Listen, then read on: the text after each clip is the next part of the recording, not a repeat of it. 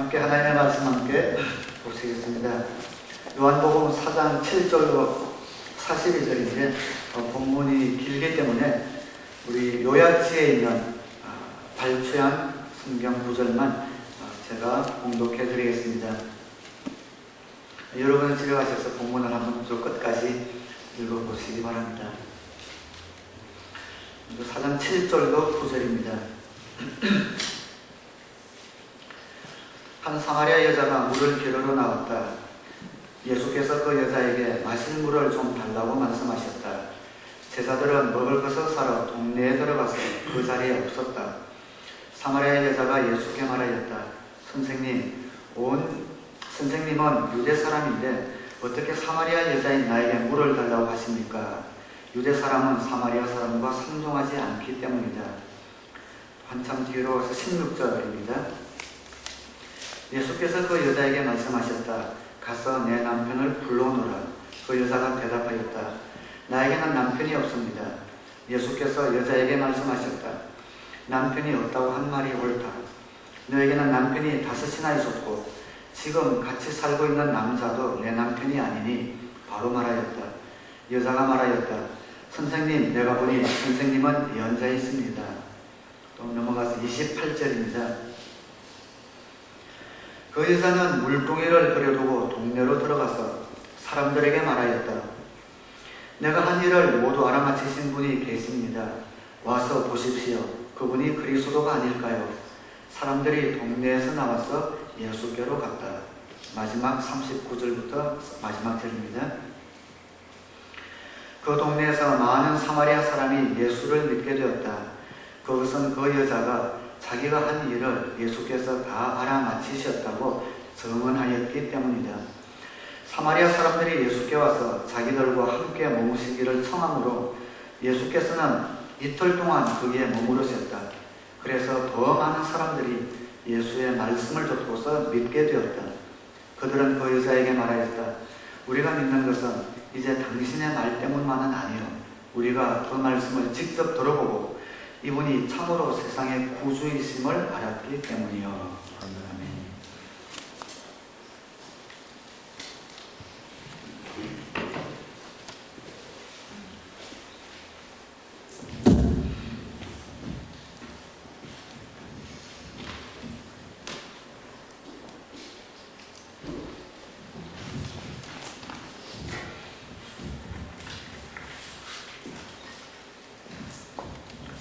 지난주부터 제가 약간 잇몸에 약간 문제가 생겨서 발음이 조금 셀 겁니다. 아마 좀 민감하신 분은 느끼셨을 텐데 발음이 조금 이상하더라도 그렇게 양해하시고 들으시길 바랍니다. 여러분 누구든지 화해하는 것을 보는 것은 굉장히 즐거운 일이죠. 사이가 좋지 않던 형제끼리 부둥켜 안고 화해하는 모습, 사이가 좋지 않던 부부가 눈물 흘리며 화해하는 모습, 사이가 틀어졌던 친구끼리 화해하는 모습, 보기에 참 아름다운 일입니다. 오늘 본문에는 형제나 부부나 친구의 화해를 훨씬 넘어서는 그런 화해의 사건이 기록이 되어져 있습니다. 이 화해는 유대인과 사마리아인의 화해입니다. 유대인과 사마리아인은 앙숙지간입니다. 사람들끼리도 그렇죠. 잘 모르는 사람들끼리는 사이가 나빠져도 화해하기가 쉽지만 아주 가까운 사람과 틈이 벌어지면 화해하기가 참 힘이 듭니다. 특별히 피를 나는 형제끼리 사이가 틀어지면 죽을 때까지 화해가 되지 않는 경우도 있습니다. 오늘 본문에 나오는 유대인과 사마리아인이 그런 경우입니다. 유대인도 사마리아인도 한 조상을 모시고 있는 한 혈통을 가진 사람이지만 서로 앙숙 관계에 있습니다. 유대인은 사마리아 사람들이 혈통을 순수하게 보존하지 않았다 해서 경멸하였고, 사마리아인들은 유대인의 그런 태도를 교만해서 멀리하고 있었습니다. 이 사람들은 같은 조상 밑에서 나온 사람들이었지만 보는 성경도 달랐고 또 예배하는 장소도 달랐습니다. 유대인들은 사마리아인들과 같은 장소에 있는 것 자체를 싫어했고, 그리고 사마리아인은 유대인이 예루살렘에 있는 성전에 예배하러 가는 것만 봐도 돌을 던져서 쫓아내는 그런 분위기였습니다. 그런데 이런 유대인과 사마리아인이 오늘 본문에서는 적어도 화해를 하고 있습니다. 그리고 이 화해는 어떤 한 여인으로 말미암고 있습니다. 그럼 이 여인은 굉장히 현명하고 교육을 많이 받고 똑똑한 여자인가? 그렇지 않습니다. 영향력 있는 여인도 아니었습니다. 오히려 사회에서 버림받고 도덕적으로 멸시받는 불행한 여인이었습니다. 이혼을 한 번 하고 재혼한 것도 가슴이 아픈데, 이 여인은 5번이나 이혼을 하고 6번째도 어떤 남자와 살고 있지만 그냥 힘이 들어서 결혼도 하지 않고 살고 있는 그런 여인이었죠. 그런데 이 여인을 통해서 사마리아인과 유대인과의 화해가 지금 벌어지고 있는 겁니다. 본문 28절에 그 여인은 물동이를 그려두고 동네로 들어가서 사람들에게 말하였다. 내가 한 일을 모두 알아맞히신 분이 계십니다. 와서 보십시오. 그분이 그리스도가 아닐까요? 사람들이 동네에서 나와서 예수께로 모여들었다. 39절에 그 동네에서 사마리아 사람들이 많이 예수를 믿었다. 그것은 그 여자가 자기가 한 일을 예수께서 다 알아맞히셨다고 증언하였기 때문이다. 자리도 같이 하지 않는 유대인을 대표하는 예수님과 제자들, 그리고 이 사마리아 사람들, 이들이 이틀 동안이나 잠자리를 같이 하면서 시간을 보내는 그런 화해의 역사가 벌어진 것입니다. 한 여인으로부터 시작되었습니다. 그런데 이 화해는 단순히 유대인과 사마리아인의 화해 정도가 아니라 사실은 하나님과 사람과의 화해였습니다. 하나님과 죄인과의 화해였습니다. 왜냐하면 예수님은 하나님의 아들, 하나님이시기 때문이죠. 42절에 그들은 그 여자에게 말하였다. 우리가 믿는 것은 이제 그대의 말 때문만은 아니요, 우리가 그 말씀을 직접 들어보고 이분이 참으로 세상의 구주이심을 알았기 때문이요. 유대인이 믿는 성경을 거부했던 사마리아인들이었고, 그들이 드리는 예배를 거부했던 이 사람들입니다. 그런데 이분들이 유대인인 예수님을 향해 저분은 이제 우리의 구세주입니다 라고 그렇게 고백을 하고 있습니다. 사람과 사람과의 화해뿐 아니라 죄인과 하나님과의 화해가 이 자리에서 일어나고 있습니다. 전도는 무엇인가? 사람과 하나님 사이를 화해시키는 이러한 역사를 전도라고 부릅니다. 전도는 한마디로 하나님과 사람 사이를 화해시키는 것을 전도라고 합니다. 여기 모이신 많은 분들도 자신에게 전도를 해준 분을 통하여 하나님과 멀어져 있었지만 하나님과 화해하고 하나님과 친밀한 교제를 나누는 그런 관계가 된 것이죠. 하나님과 사람 사이가 삐딱해졌습니다. 그 이유는 사람에게 있습니다. 서로 화목의 관계를 가지기 위해서는 상대방에게 지켜야 될 것은 지키고 약속도 지키고 신의도 지켜야 합니다. 그런데 하나님은 한 번도 그 신의를 깨뜨리지 아니하시고 약속을 깨뜨리지 아니하시는데, 사람은 약속도 지키지 않고 신의도 지키지 않고 하나님을 배척하고 배반했습니다. 그래서 하나님과의 사이가 어그러졌습니다. 사람들은 그러죠. 다른 사람과 자신의 관계가 어그러졌을 때 자신의 잘못을 인정하기 싫으니까 언제든지 상대방의 허물을 탓합니다. 사람과 하나님과의 사이가 갈라졌을 때에 죄가 들어오고 세상에는 전쟁과 기아와 고난과 고통이 들어오기 시작했습니다. 그런데 사람들은 그 모든 책임이 약속을 지키지 않은 사람들에게 있는데 그것을 인정하기 싫으니까 모든 것을 하나님에게 책임을 전가합니다. 전도하면서 그런 말 종종 들어보죠. 하나님이 살아계신다면 어떻게 이런 전쟁이, 이렇게 굶어 죽는 아이들이, 이런 IS 같은 이런 테러리 분자들이 활개를 치고 있는가? 어떻게 이런 억울한 일이 생길 수 있는가? 라고 하나님에게 책임을 전가시킵니다. 그러나 그것이 하나님 탓입니까? 아닙니다. 우리 탓이지요. 우리와 하나님 사이가 우리 때문에 깨어졌고, 우리가 죄 때문에 우리 스스로 하나님 노릇을 해보려고 할 때에 그 사이가 깨어지고 하나님이 없는 외로운 삶, 고통의 삶이 이 세상 가운데 들어온 겁니다. 그래서 전도는 하나님을 배척하고 하나님과 불화한 사람들에게 찾아가서 당신이 하나님을 배척했지만 여전히 하나님은 당신을 사랑하십니다 라고 전해주는 것, 그것이 바로 전도입니다. 예수님이 이 땅에 오셔서 화해의 길을 열어놓으셨고 그 예수님을 믿음으로 우리는 하나님과 화해하게 됩니다. 고린도서 5장 18절에는 하나님께서는 그리스도를 내세우셔서 우리를 자기와 화해하게 하시고 또 우리에게 화해의 직분을 맡겨 주셨습니다. 사람과 하나님을 화목하게 하는 것이 전도입니다. 이 사마리아 여인은 예수님을 자신의 구주로 영접하고 하나님과 화해하게 되었습니다.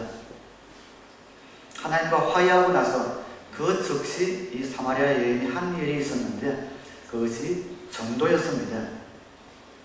그리스도를 내세우셔서 우리를 자기와 화해하게 하시고 또 우리에게 화해의 직분을 맡겨 주셨습니다. 우리가 하나님과 화해하는 순간에 우리는 이제 화해를 시키는 자로 사명을 부여받는 겁니다.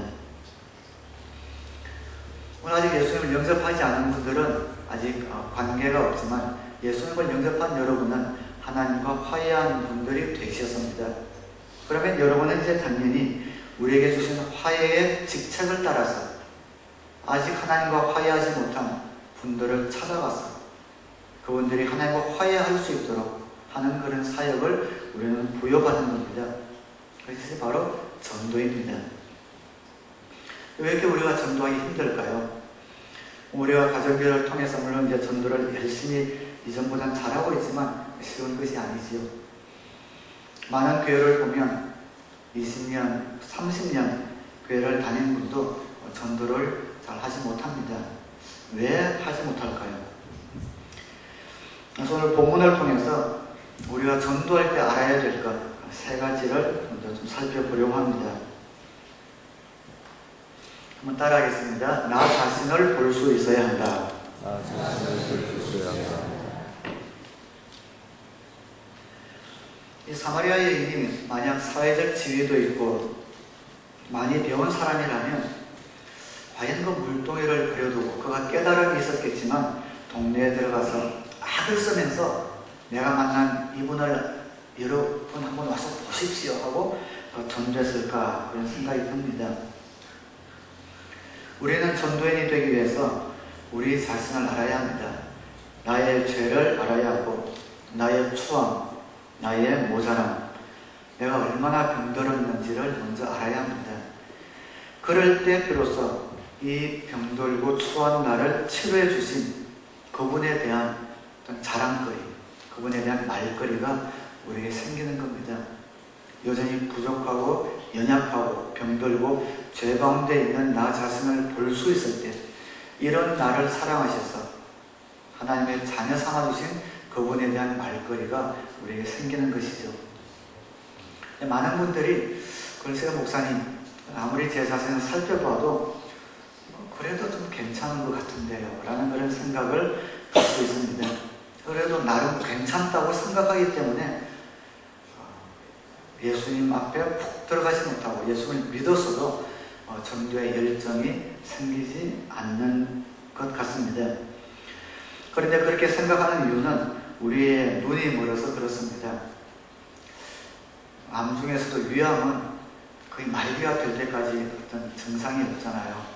그러나 증상이 와서 가게 되면 이미 말기 진단을 받게 되는 것처럼 증상이 없기 때문에 자신이 괜찮은 사람인 줄 착각을 하고 살아가는 겁니다.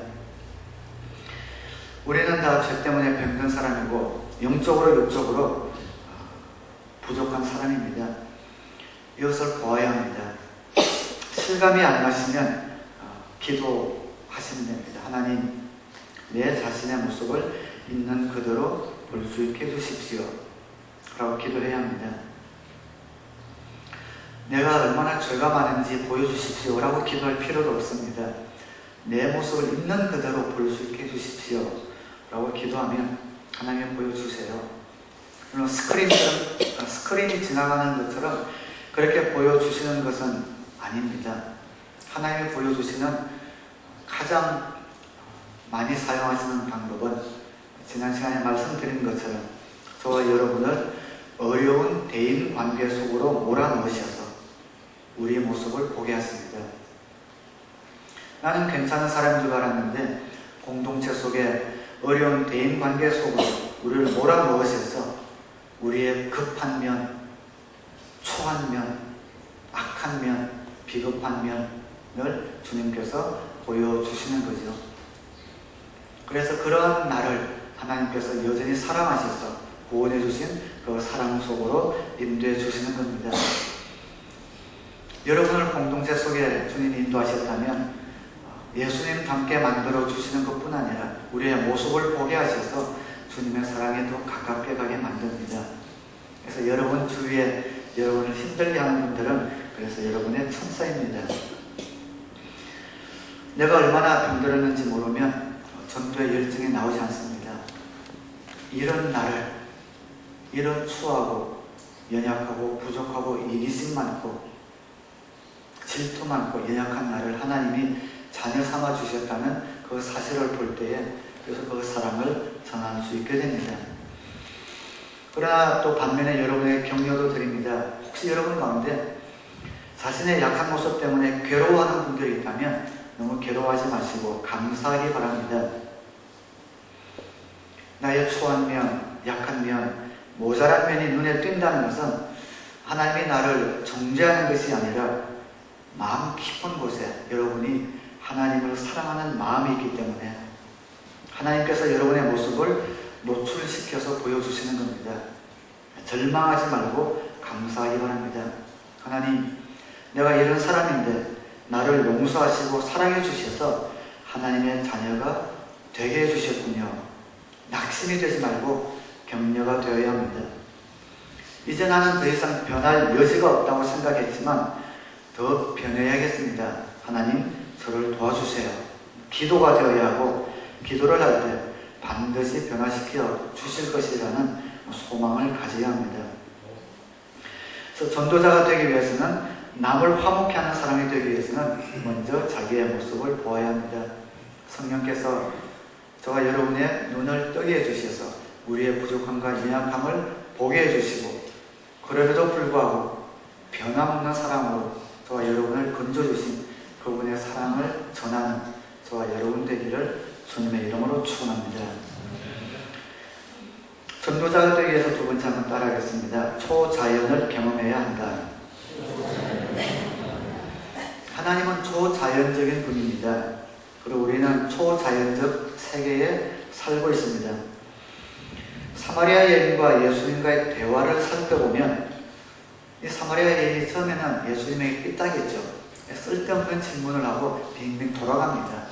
그러다가 어느 시점에 당신은 구주입니다 라는 그런 전환점을 맞게 됩니다. 대화 가운데 질문 속에서 그 전환점을 갖게 됩니다. 이 남편을 데려오라. 제 남편이 없는데요. 맞다. 네가 전에는 남편이 5이 있었지만 지금 살고 있는 남편도 네 남편이 아니다. 이 여인에게는 결정적인 사건입니다. 만난 적도 본 적도 없는데 자신의 모든 과거를 알고 있는 그분 앞에서 그 초자연적인 능력을 경험하고 나서 이 여인은 마을로 뛰어들어가 예수님을 고래고래 소리 지르며 악을 쓰며 전도하기 시작합니다. 28절에 그 여인은 물동이를 부려두고 동네로 들어가서 사람들에게 말하였다. 내가 한 일을 모두 알아맞히신 분이 계십니다. 와서 보십시오. 그분이 그리스도가 아닐까요? 이 사람은 그냥 보통 사람일 수가 없다는 거죠. 초자연을 경험하고 전도자가 되었습니다. 저와 여러분이 전도의 열정을 가지고 전도하려면 하나님의 능력을 경험해야 합니다. 합리적이고 이성적인 그런 생각 가운데 머물러 있어서는 우리 가운데서 전도의 열정이 뿜어 나올 수가 없습니다. 어떤 교단에 속한 사람들은 너무 광적으로 믿는다고 가끔 우리가 좀 비판하기도 하지요. 너무 박수치고 찬양할 때, 기도할 때 보면 너무 광적으로 믿는다, 왜 저렇게 믿는가 라고 가끔씩 비판하기도 하지만, 그러나 배울 것은 배워야 합니다. 그런 분들 보면 전도의 열정이 굉장히 강합니다. 왜 그런가? 그것이 방언이든 무슨 병고친 은사든 예언이든 그것이 무엇이든지 간에 그분들은 초자연적인 하나님의 능력을 체험했기 때문입니다. 그래서 나가서 전하는 겁니다. 우리가 전도자가 되기 위해서는 초자연을 경험해야 합니다. 그러나 초자연이라고 해서 신비한 것만 생각할 필요는 없습니다. 우리의 한계, 우리의 지식, 우리의 상식을 넘어서는 하나님의 능력을 경험하면 초자연적인 겁니다. 가장 우리 위해서 경험하기 쉬운 것은 기도의 응답입니다. 목장에서 여러분이 기도 제목을 내어놓으시고 함께 일주일 동안 기도하잖아요. 그리고 그 기도의 응답을 통해서 하나님의 능력을 경험할 수도 있고, 오랫동안 끊어지지 않던 나의 악습이 주님의 은혜로 끊어지는 것을 통해서 하나님의 능력을 경험할 수도 있습니다. 그것이 어떤 것이든 이런 초자연적인 하나님의 능력을 경험해야 합니다. 나의 경험이 아니라면 목장에서 다른 사람의 경험도 좋습니다. 그래서 우리 목장에서, 우리 교회에서 그렇게 간증하는 것이 굉장히 중요합니다. 다른 공동체, 지체의 경험을 통해서도 살아계신 하나님을 간접 경험하게 되고, 그 경험은 나를 뜨거운 열정을 가진 전도자로 만들게 됩니다. 저는 우리 교회에서 하나님께서 살아계셔서 역사하시는 초자연적인 능력이 목장과 교회 가운데서 끊이지 않고 나타나는 그런 공동체가 되기를 주님의 이름으로 축원합니다. 기독교를 도덕적으로 이해하고 윤리적으로, 합리적으로 이해하는 분들은 하나님을 알 수가 없습니다. 예수님을 알 수가 없습니다. 예수님은 태어나면서 돌아가시기까지 그분의 삶은 기적의 연속이었습니다. 처녀의 몸에서 태어나시고 십자가에 죽으셨지만 부활하시고, 그 중간에는 파도를 잠잠케 하시고 죽은 자를 살리시고, 모든 것이 기적의 연속이었습니다.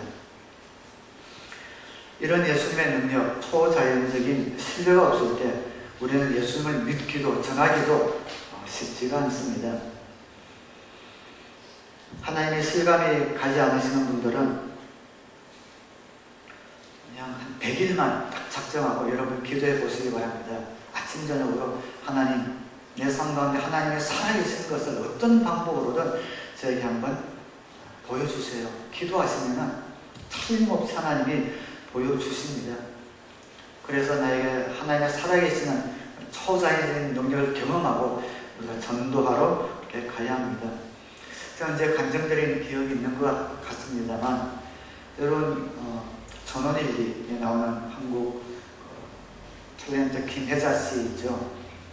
그분이 말할 수 없는 골초였다고 합니다. 하루에 담배를 한 갑 이상씩 폈대요.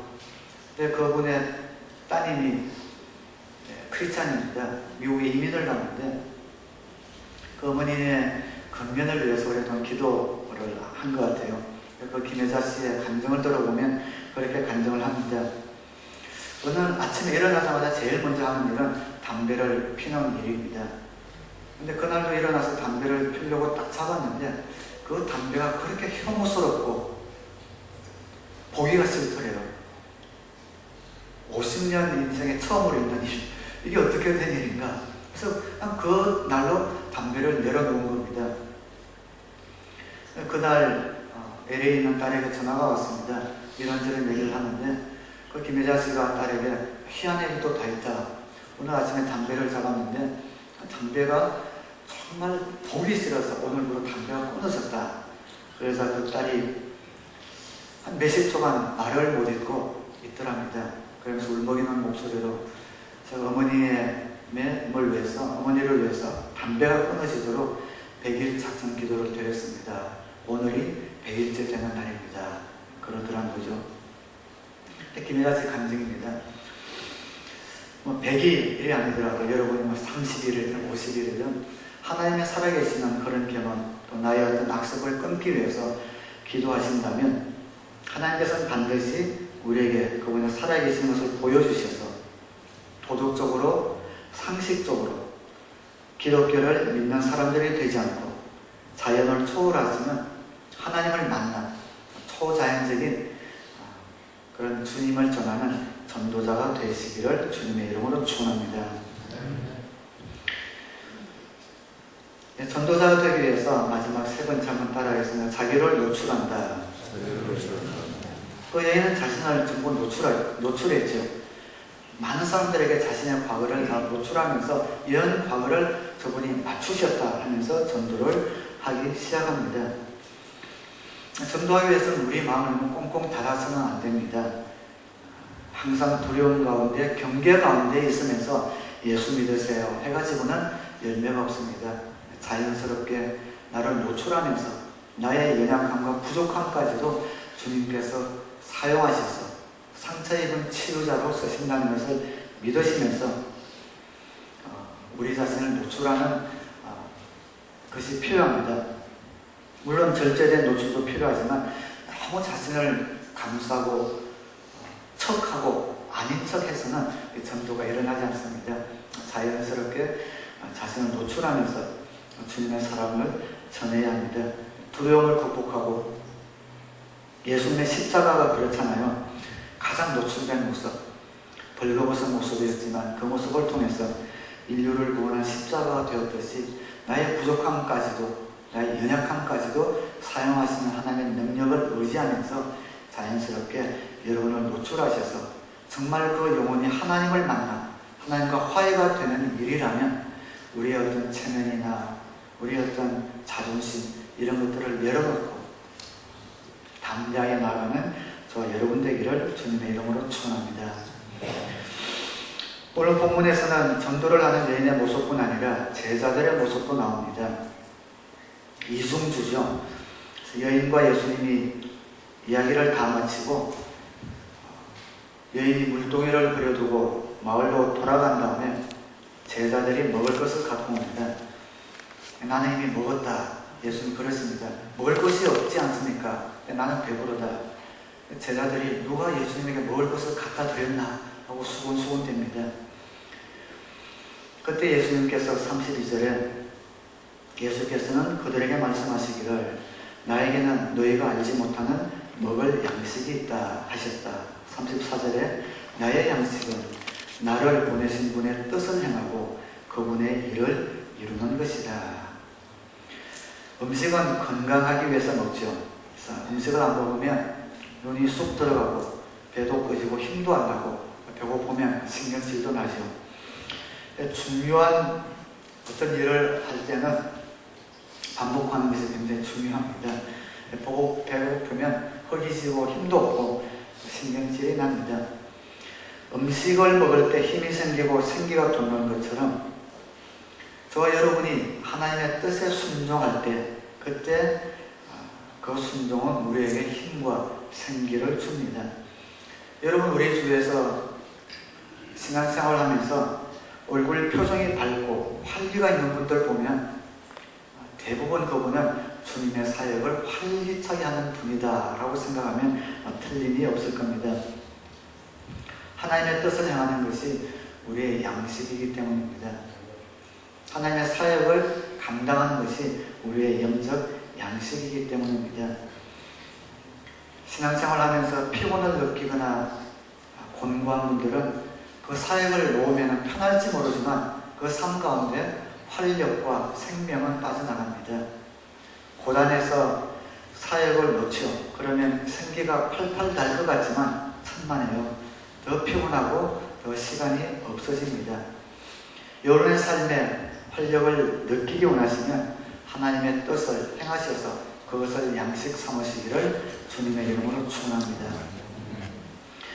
이 속담 2개가 나옵니다. 이디움 2개가 나오는데 한 가지 속담은 틀렸고 한 가지 속담은 예수님이 맞다 이렇게 하셔요.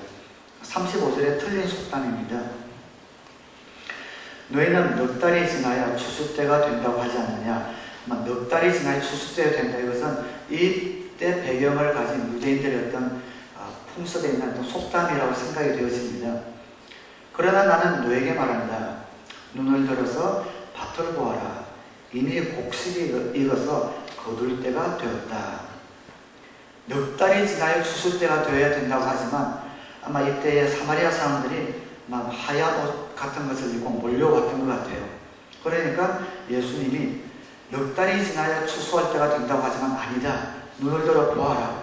몇 분 전에 씨를 뿌렸는데 벌써 추수할 때가 되지 않았는가. 이렇게 말씀을 하시는 거죠. 그리고 나서 한 가지 속담을 더 말씀을 하시는데 이 속담은 맞는 속담입니다. 37절에 그러므로 한 사람은 뿌리고 한 사람은 거둔다 한 말이 옳다. 예수님이 뿌렸죠. 사마리아인에게 복음의 씨를 뿌렸습니다. 그런데 제자들이 거두고 있습니다. 여기에 나오진 않지만 예수님의 제자들이 그 전도의 열매를 이제 그들과 말씀을 전하면서 거두게 될 겁니다. 심어지는 예수님이라는 거죠. 그래서 우리가 전도할 때에 실망하는 많은 이유 가운데 하나는 내가 뿌리고 내가 거두려고 할 때에 실망하기가 쉽습니다. 내가 시작해서 믿을 때까지 인도해야 된다는 그런 부담 때문에 실망하기도 합니다. 많은 경우에 심는 사람이 있고 또 거두는 사람이 따로 있는 것 같습니다.